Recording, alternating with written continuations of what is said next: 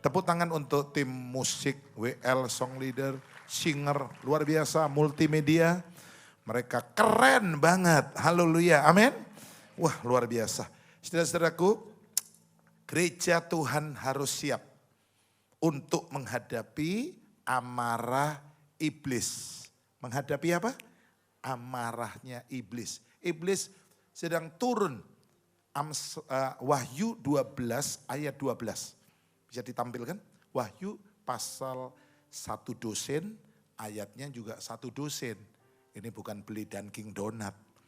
Tapi pasal 12 ayat 12. Dikatakan di tengah-tengahnya situ sebelum penutup. Iblis telah turun kepadamu dalam geramnya yang apa? Dahsyat. Iblis ngamuk, marah besar. Karena apa? Sama-sama, karena ia tahu bahwa, say together, bahwa waktunya sudah singkat. Setan tahu udah gak lama lagi, tinggal sebentar, sedikit waktunya. Ya, setan tahu, sayang kita seringkali yang gak tahu. Anak Tuhan justru gak tahu. Yang tahu siapa?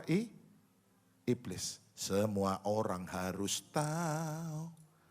Ayo, semua orang harus tahu. Sebentar, tonnya tadi aja, jangan dirubah tonnya tadi.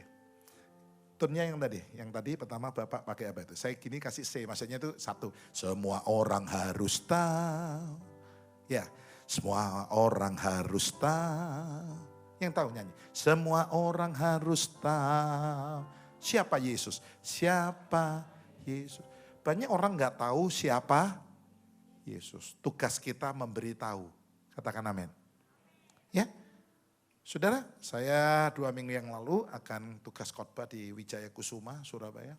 Saya beli bensin karena nyala lampunya kalau bensinnya hampir habis. Saya biasanya nggak pernah minggu itu isi bensin karena waktu ya.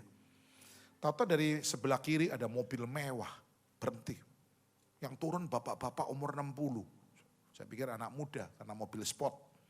Saya sok kenal, saya buka kaca, saya bilang, Pak, mobilnya bagus, keren. Iya. Mobil apa Pak? Dia bilang ini Lamborghini. Wah, gak boleh ya Pak 10 M. Gak boleh, 12 M. Saya pikir mobil saya Toyota Scenic. Cuma 400 juta. Ya, berarti mobil dia 1, mobil saya 30. Karena ini 400 juta kali 30 kan 12 M. Pak, Bapak ini mobilnya bagus. Ya, rumahnya pasti mewah. Bapak perlu Tuhan Yesus. Kok gak ada amin? Bapak perlu Tuhan. Ya, ayo Pak, minggu ke gereja. Udah, saya tutup kaca, saya sehat. Bye-bye. Tugas saya hanya memberi. Tahu dia mau percaya nggak percaya bukan urusan saya. Urusannya Tuhan. Amin. Saya tutup peti ya, jemaat ada yang diberitahu keluarganya meninggal. Sebelum saya tutup, Bapak ini saya katakan ya, ini almarhum meninggal. Ya, almarhum karena yang meninggal laki-laki. Kalau perempuan namanya almarhum. Kalau bencong aluminium. Ya, kalau banci waria aluminium, Saudara. Ya, sebelum saya khotbah tahu-tahu anaknya ambil mic. Dia bilang, "Papa saya bukan Kristen." Papa saya ini keras, gak ada orang bisa bawa dia ke gereja. Satu kali ketemu Pak Sam, maksudnya saya, Pak Samuel Gunawan. Ketemunya itu tidak sengaja, ya di parkirannya Pakuan Mall, Surabaya. Saya mau khotbah, Bapak Ibu dengan 2 anak nih mau pergi ke mall. Saya sapa, Pak mau kemana? Saya ini suka sok kenal, Saudara. Mau kemana? Saya mau ke mall. Ayo Pak, saya tunjukin liftnya dekat gereja. Gak usah. Gak apa-apa Pak, gak apa-apa. Agak saya paksa. Ini liftnya di sini. Yang sini sebelah kiri gereja. Kalau Bapak ada waktu datang ya. Saya cuma ngomong itu aja. Berapa saat kemudian Bapak ini ngomong sama anaknya. Aku pengen ke gereja. Loh Pak, tumben Pak. Ya Papa mau ke gereja mana? Gereja yang ada liftnya itu. Yang ketemu Bapak Pendeta. Bapak ini akhirnya ke gereja, percaya Yesus, dibaptis, diselamatkan Saudara. Tugas kita hanya memberi tahu. Selanjutnya Tuhan punya urusan. Amin. Iblis tahu waktunya sudah singkat. Dia turun dengan marah. Kemarahan yang luar biasa. Siapa yang jadi sasarannya? Kalau papa marah, yang jadi sasaran pasti mama. Ini ibu-ibu cerita kalau suamiku di kantor ada masalah, di jalan ada problem, macet dan sebagainya. Pasti pulang saya dimarahi Pak. Jadi sasaran, ya ibu yang kuat ya. Istri itu kadang-kadang jadi sasaran. Mama marah karena dimarahin papa, yang jadi sasaran pasti anak-anak. Masuk kamar, jiwiti semua anak. Mama, kenapa? Kamu bandel, kamu nakal. Loh, sekarang kan nggak nakal, kan nggak bandel gitu ya. Karena menumpahkan. Anak-anak marah karena dimarahin mama, yang jadi sasaran pembantu. Pembantu marah, yang jadi sasaran anjing, kucing, ya, burung jadi sasaran. Setan marah, siapa yang jadi sasarannya? Saya ingat bayi-bayi berumur 2 tahun ke bawah. Menjadi sasaran dari amarah Raja Herodes. Herodes ngamuk. Kenapa? Karena orang-orang Majus bisa lolos. Sesuatu yang gak mungkin. Begitu keluar dari istana Herodes, orang Majus dikuntit oleh intelijennya Herodes. Gak mungkin bisa keluar. Ya, dari Mesir. Sebelum kembali ke Raja Herodes. Tapi Tuhan berikan jalan yang baru. Tuhan sanggup buka jalan yang Herodes tidak tahu. Halo, amin? Mestinya harus lewat border. Karena keluar dari negara orang. Tapi ada satu jalan. Saudara yakin gak? Tuhan bisa buka jalan. Tuhan bisa tunjukkan jalan. Karena Tuhan kita adalah jalan itu sendiri. Dia berkata, akulah jalan. Bahkan dia adalah Tuhan yang mau berjalan bersama kita. Kok gak dengar amin? Tuhan mau jalan bersama kita. Beri tepuk tangan. Jalan serta Yesus. Jalan sertanya setiap hari. Jalan serta Yesus. Serta Yesus selamanya. Amin. 2024 jalan bersama Yesus. Percaya itu, amin. Gak usah takut. Apapun yang terjadi. Ya. Nah, Bapak Ibu Saudara sekalian, Herodes ngamuk. Yang jadi sasaran, Kristen-Kristen bayi. Iblis sedang mencari dan ingin marah kepada orang-orang Kristen yang masih kanak-kanak. Sebab itu hari ini dengar firman Tuhan. Jadilah Kristen dewasa. Kristen apa? Dewasa. 2 tahun ke bawah, pasti. Tidak bersalah, Herodes beraninya sama bayi ya. Ih, malu-maluin tuh Herodes. Kalau orang bilang, kamu beraninya sama anak kecil. Tuh, kalau jagoan lawan bapaknya. Ini bukan hanya anak kecil, tapi apa? Bayi. Apa enggak malu tuh Herodes? Anak-anak dibunuh semua. Dibuat apa mungkin? Dibuat bubur bayi. Mungkin ya? Tahu nggak bedanya bubur ayam sama bubur bayi? Tahu? Ada bubur ayam, ada bubur bayi. Tahu nggak apa bedanya? Yang bisa jawab itu ada Innova satu di, nggak tahu saya Innovanya siapa. Kalau bubur ayam itu ada ayamnya. Kalau bubur bayi nggak ada bayinya. Ya kan? Saudaraku, bayi-bayi tidak berdosa. Langsung. Umur berapa? 2 tahun ke bawah, potong lehernya. Ibu-ibu menangisi anaknya.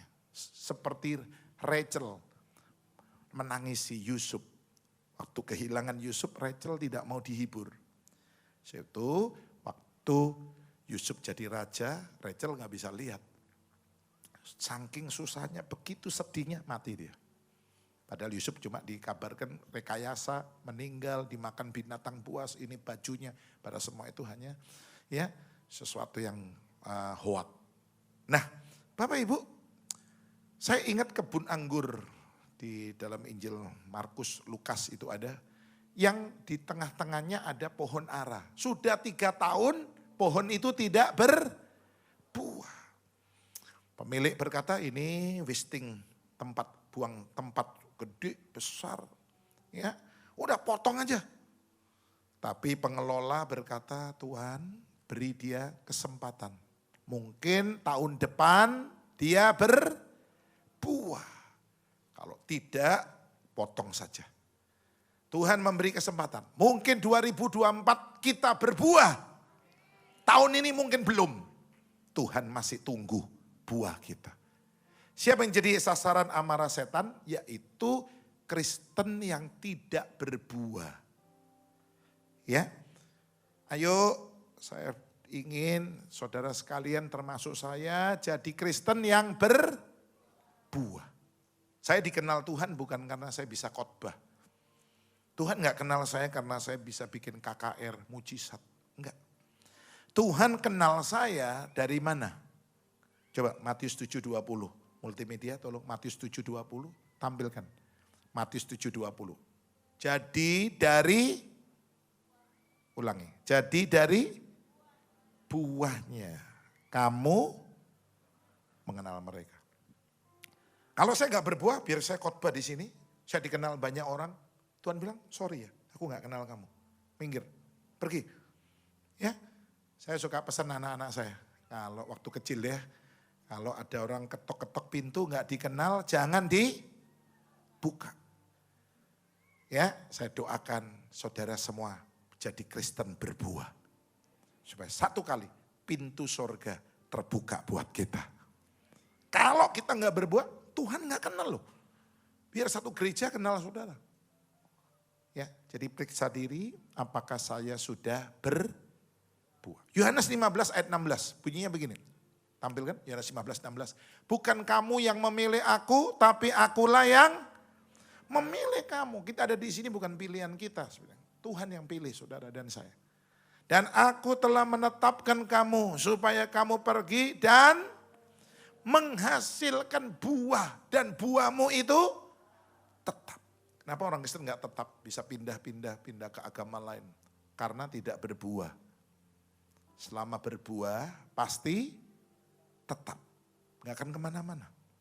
Kalau saudara berbuah di GSCS di sini, saudara akan tetap ada di sini. Karena engkau dan saya berbuah. Ya, supaya, lanjutkan, supaya apa? Katakan, apa saja yang kamu minta kepada Bapa dalam namaku ini tandanya berbuah. Minta apa saja Tuhan beri. Ya, jadi kalau mau ngetes, mau lihat aku berbuah enggak ya? Caranya gini, minta apa saja Tuhan beri. Katakan amin. Sebentar.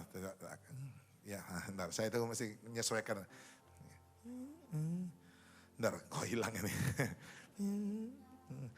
Minta apa saja pasti dia beri. Amin, lagu lama. Minta apa saja pasti dia beri. Ayo sekali lagi, ini nyanyikan lagu ini. Minta apa saja pasti dia beri. Itulah janji Tuhan. Nyanyi. Bagi orang percaya yang hanya berharap kepadanya. Minta apa saja dia, itu tandanya Anda berbuah. Coba ayat 8, Yohanes 15 ayat 8. Bunyinya begini. Dalam hal inilah Bapakku Tuhan dipermuliakan bukan hanya lewat kita nyanyi, tepuk tangan, bukan. Yaitu jikalau kita apa? Jikalau kita berbuah banyak. Jadi waktu kita berbuah, sebenarnya Bapak itu dimuliakan. Dan kalau Bapak itu dipermuliakan, kerajaannya akan datang. Ingat doa Bapak kami. Bapak kami yang di sorga, dipermuliakanlah namamu. Lalu apa? Datanglah kerajaan. Jadi kalau kita berbuah, kita mempermuliakan Tuhan dengan buah yang kita hasilkan. Saudara dan saya akan terima kerajaan. Halo, terima apa? Kalau sekedar cuma CM, no M, go M. 1M, 2M, 5M, 10M, gak ada artinya. Oh, saya gak sombong. Wah, bagi Pak Pendeta gak ada artinya. 1M, 2M, gak ada artinya itu. Karena saudara terima kerajaan. Halo, amin. Tepuk tangan buat Tuhan kita, terima kerajaan. Kenapa saudara gak ngalami? 1, 2M, 5M gampang. Karena saudara belum berbuah. Saudara berbuah. Bapak dimuliakan, kerajaannya akan turun. Engkau terima kerajaan. Saya ingat Raja Herodes berkata kepada anak tirinya Salome, kau minta apa? Setengah dari kerajaan pun aku berikan. Waktu dalam pesta ulang tahun, Salome menari. Herodes senang, orang kalau senang itu banyak janji. Setengah kerajaan aku berikan. Tapi karena dipengaruhi oleh ibunya, Herodias, yang diminta Salome adalah kepalanya siapa? Yohanes Pembaptis. Anak yang cantik gadis ini tiba-tiba jadi monster. Bayangkan kalau saudara punya anak ulang tahun 17, sweet 17. Saudara senang anaknya cantik, minta apa nih? Ayo minta mobil jazz boleh, kamu mau minta apa jam Rolex boleh. Atau Patek Philippe, kamu mau tas apa LV, Gucci, Chanel, atau Hermes. Tiba-tiba anak saudara bilang begini, papi, mami aku gak minta apa-apa. Minta apa? Lalu minta apa? Minta kepalanya Dr. Andrew. Kepalanya Pastor Andrew. Waduh, hilang tuh kepalanya dia. Ya, tiba-tiba semua yang datang di pesta ketakutan, saudara. Gayaran sambil kepuyu-puyu kalau orang Jawa bilang. Terkencing-kencing. Karena di tengah pesta ada bagi isinya kepala pendeta. Saya ingat Tuhan Yesus pernah ditawari oleh iblis. Kerajaan dunia ini. Dunia ini aku berikan kepadamu. Tapi engkau harus apa? Nyembah aku. Saudaraku, kalau menyembah setan aja diberi kerajaan. Apalagi menyembah Yesus. Halo, menyembah Tuhan engkau dapat kerajaan. Tepuk tangan, yang percaya tepuk tangan. Amin. Kau ku sembah. Hai, angkat tangan. Kau ku sembah. Oh, kau ku sembah. Oh Tuhan. Saudara kenapa sih nggak mau nyembah? Saudara dan saya lebih sering memilih antri di kamar praktek dokter. Berjam-jam di rumah sakit. Kenapa tidak engkau menyembah? Waktu saudara nyembah, penyakitmu disembuhkan. Amin. Engkau diberkati. Kenapa enggak mau menyembah sih? Setan aja tawarkan dunia dengan kerajaannya. Ketika Yesus mau menyembah dia. Apalagi nyembah Tuhan. Saya ingin kita punya gaya hidup menyembah. Bilang amin. Ku tahu hidupku apa? Adalah penyembahan. Kau ciptakanku dalam kemuliaanmu. Ku tahu hidupku berharga. Berharga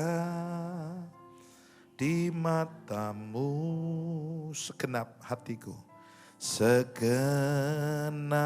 hidupku menyembahkan, segenap hidupku ku persembahkan. Amin.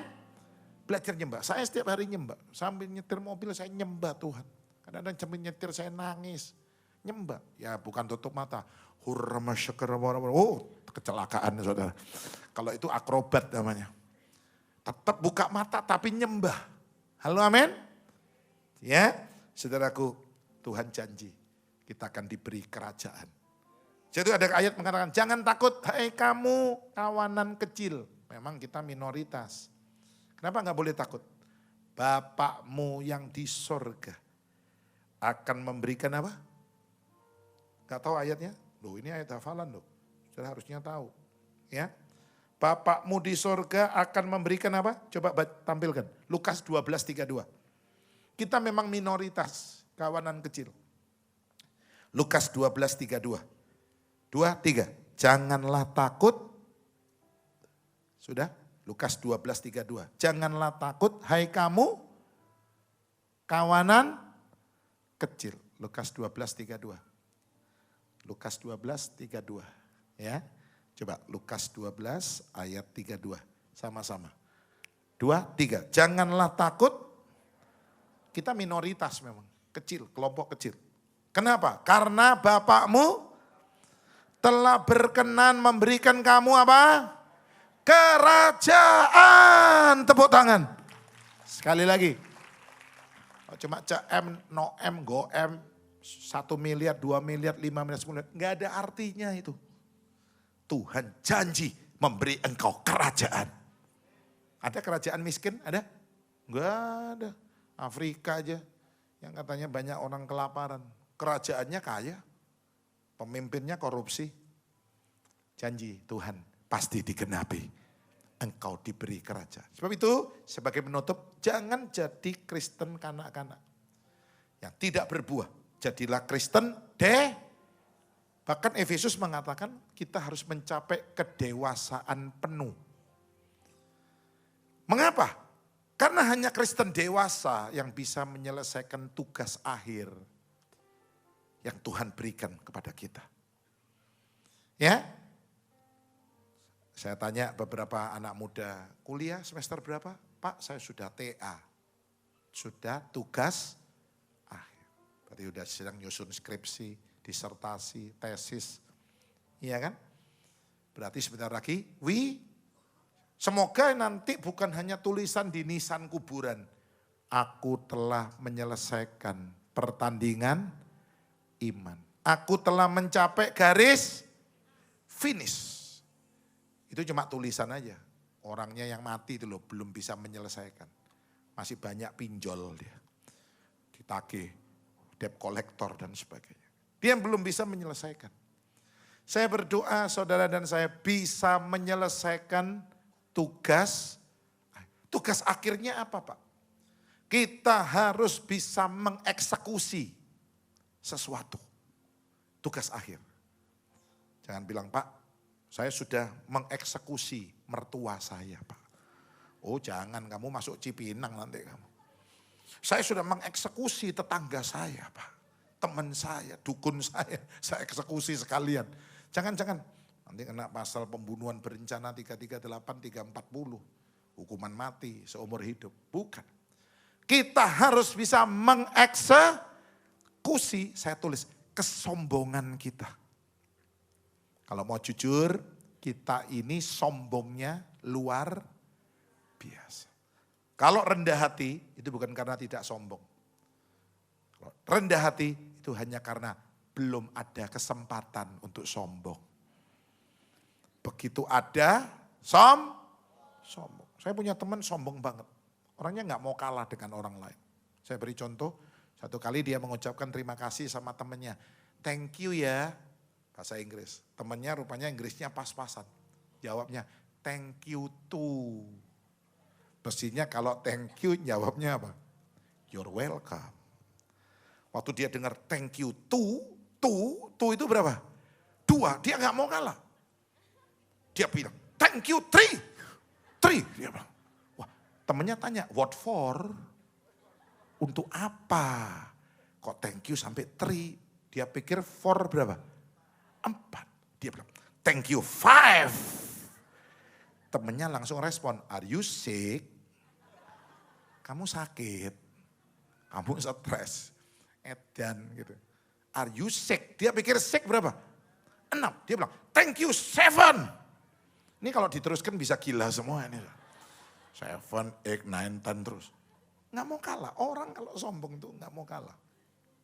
Ya, ada guru sekolah minggu sombong. Saya harap di GSS nggak ada.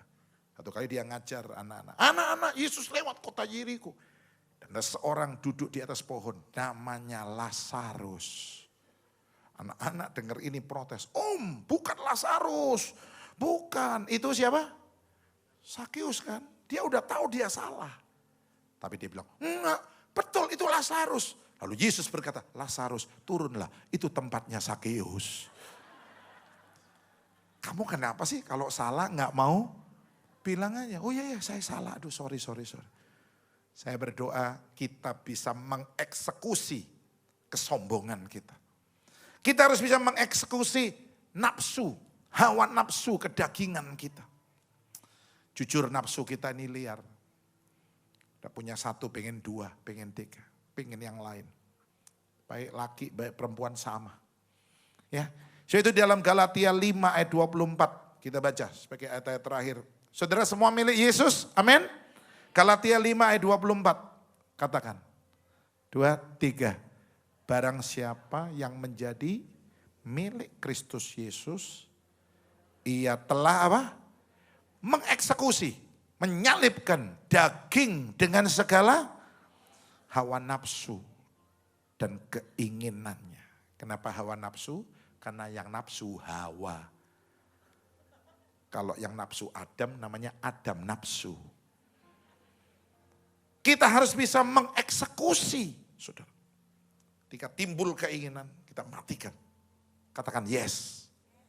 Itu hanya orang dewasa yang bisa. Anak-anak gak bisa melakukan tugas ini. Saya tutup dengan satu cerita tentang Yeter. Gideon mempunyai anak sulung pertama namanya Yeter. Saudara, Gideon ini bisa mengalahkan 4 raja. Yang pertama namanya Raja Oreb dan Raja Seeb. Catat besok ujian keluar. Oreb dan Seeb. Yang kedua, bisa mengalahkan raja yang namanya Seba dan siapa? Salmona. Satu kali Gideon memberi tugas kepada anak sulungnya.